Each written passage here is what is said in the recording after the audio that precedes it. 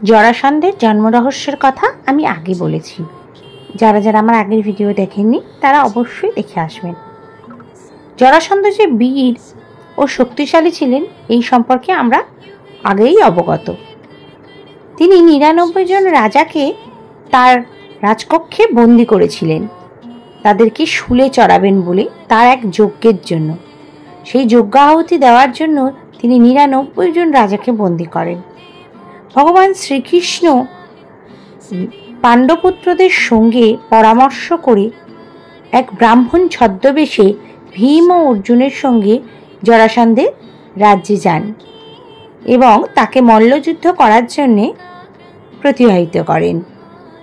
জরাসন্ধ ব্রাহ্মণের সঙ্গে মল্লযুদ্ধ করবে, তার অহংকার যে অনেক আকাশ ছোঁয়া ছিল। তিনি ভেবেছিলেন যে তাকে কেউ পরাজিত করতে পারবে না।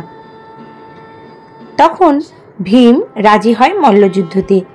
বারবার জরাসন্ধকে টুকরো করে দেওয়ার পরেও তার শরীর আবার জুড়ে যাচ্ছিল, কারণ তিনি সেই বরপ্রাপ্ত ছিলেন। তখন ভগবান শ্রীকৃষ্ণ তার ছল দ্বারা একটা ছোট্ট ঘাসের টুকরো দিয়ে সেটাকে দুটি ভাগ করে মাঝখান থেকে দুপার্শ্বে ফেলে দিলেন, আলাদা আলাদা দিশাতে। এটা দেখে ভীম বুঝতে পারলেন। ভীমও ঠিক একই রকমভাবে জরাসন্ধকে মাঝখান থেকে কেটে দুটো আলাদা আলাদা দিশায় ফেলে দিলেন। জরাসন্ধের মৃত্যু ঘটল। জরাসন্ধের মৃত্যুর পর শ্রীকৃষ্ণ ৯৯ জন রাজাকে উদ্ধার করলেন এবং জরাসন্ধের পুত্রকে রাজ্যাভিষেক করলেন এবং রাজা বলে ঘোষণা করলেন।